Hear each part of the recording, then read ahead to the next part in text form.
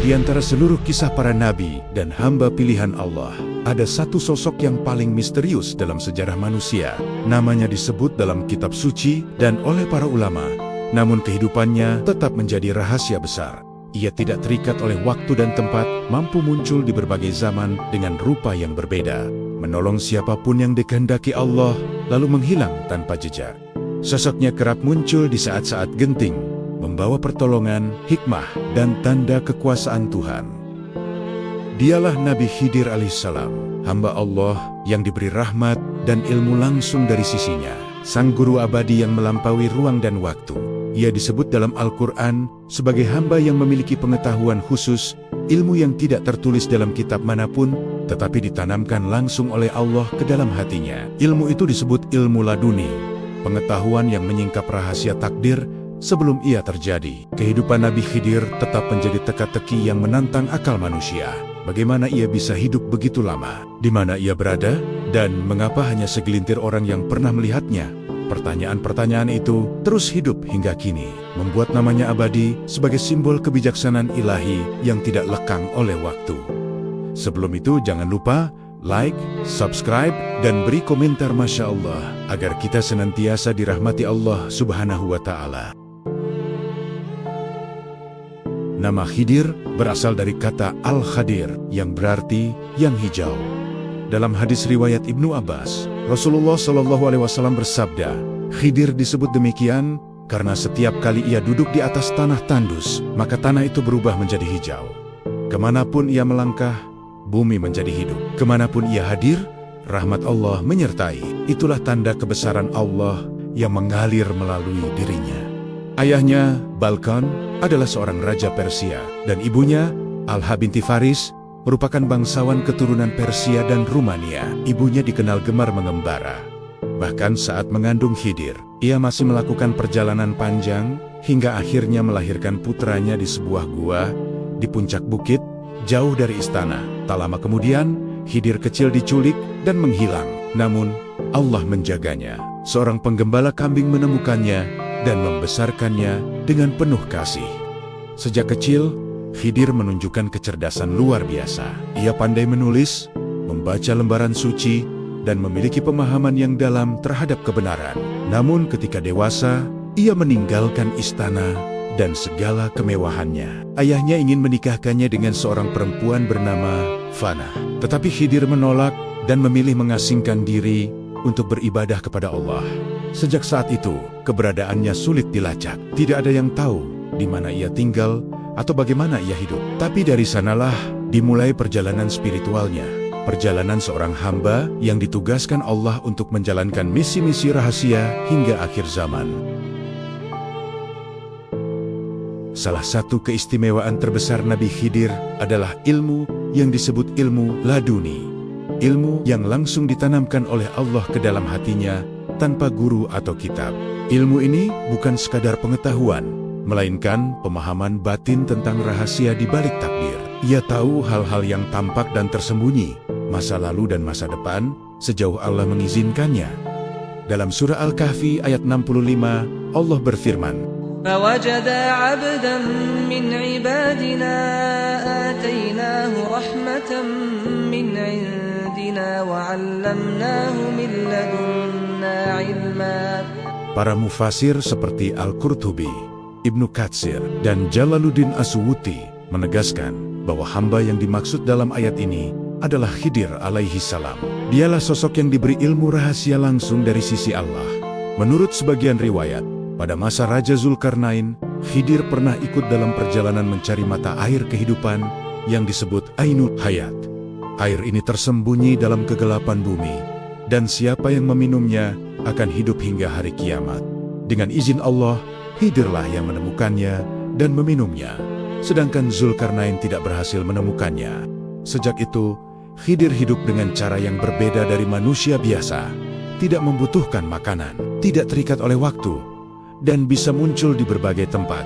Ka'ab al-Ahbar meriwayatkan, ada 4 nabi yang masih hidup hingga kini. 2 di langit, yaitu Isa dan Idris, dan 2 di bumi, Khidir dan Ilyas. Kedua nabi ini disebutkan bertemu setiap tahun di Tanah Suci saat musim haji, mereka hanya meminum seteguk air Zam-Zam, dan dengan izin Allah, itu cukup bagi mereka selama setahun penuh. Sebagian ulama sufi meyakini bahwa Nabi Khidir dapat hadir dalam berbagai bentuk, sesuai dengan kehendak Allah.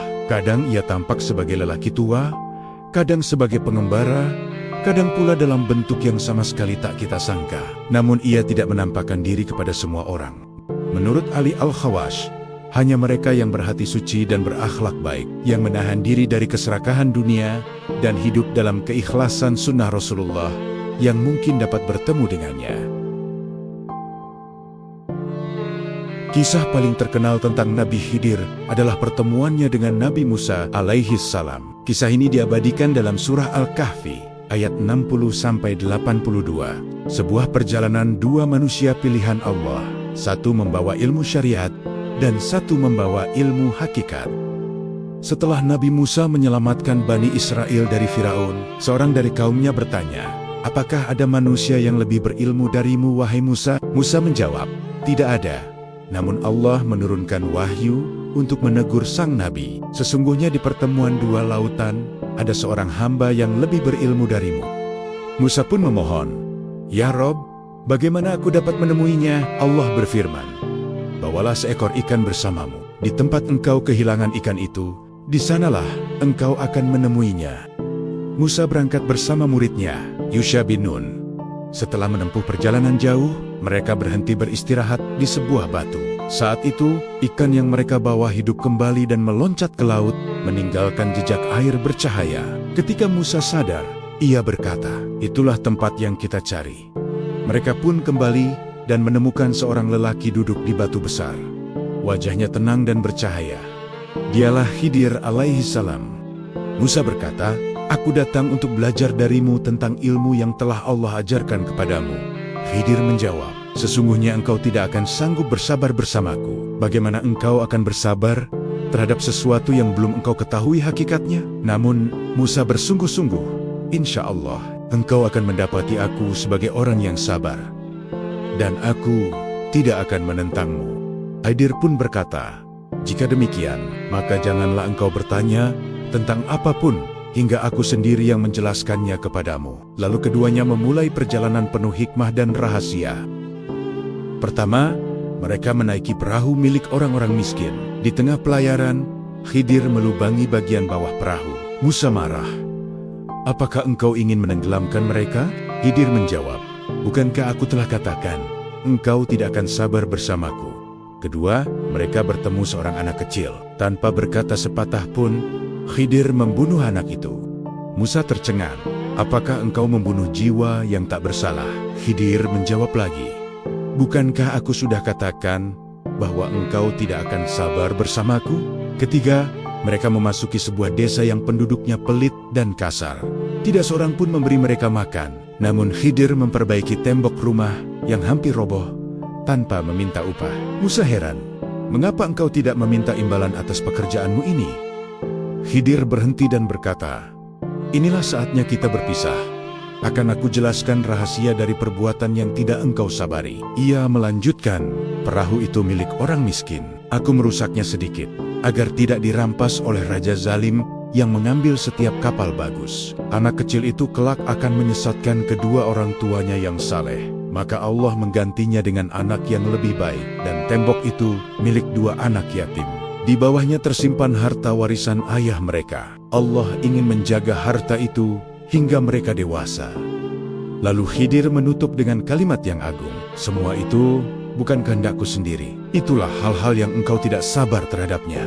Musa pun terdiam. Ia menyadari bahwa ilmu manusia hanyalah setetes dari samudra ilmu Allah, dan sabar bukan sekadar menunggu, melainkan menerima dengan iman hal-hal yang belum kita pahami. Sejak pertemuannya dengan Nabi Musa, nama Khidir tidak lagi muncul dalam sejarah secara jelas. Namun para ulama yakin misinya belum selesai. Ia tetap hidup, menunaikan tugas-tugas rahasia hingga hari kiamat. Imam Al-Ghazali dalam Ihya Ulumuddin menyebut bahwa Khidir memiliki banyak rupa. Kadang ia muncul sebagai fakir miskin, kadang sebagai orang kaya, kadang sebagai pengembara yang menolong tanpa nama. Ia bisa hadir kapanpun, dimanapun, kepada siapapun yang dikehendaki Allah untuk menuntun atau memberi peringatan. Kisahnya mengajarkan makna terdalam dari iman, bahwa tidak semua yang tampak buruk adalah keburukan, dan tidak semua yang terlihat baik adalah kebaikan. Kadang Allah melindungi kita dengan cara yang tidak kita sukai, seperti perahu yang dirusak untuk diselamatkan, anak yang diambil untuk diganti, dan tembok yang ditegakkan untuk menjaga masa depan.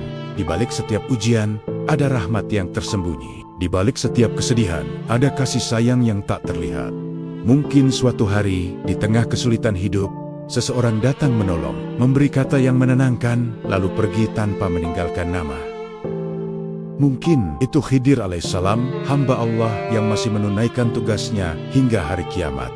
Ia adalah simbol kebijaksanaan yang tidak lekang oleh waktu, cermin dari kasih sayang Allah yang bekerja dalam diam. Nabi Khidir adalah tanda bahwa ilmu Allah tidak pernah berhenti mengalir, bahwa rahmatnya selalu hadir bahkan dalam hal-hal yang kita tidak pahami.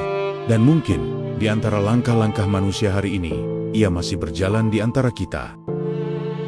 Jangan lupa like, subscribe, dan beri komentar Masya Allah agar kita senantiasa dirahmati Allah Subhanahu wa Ta'ala.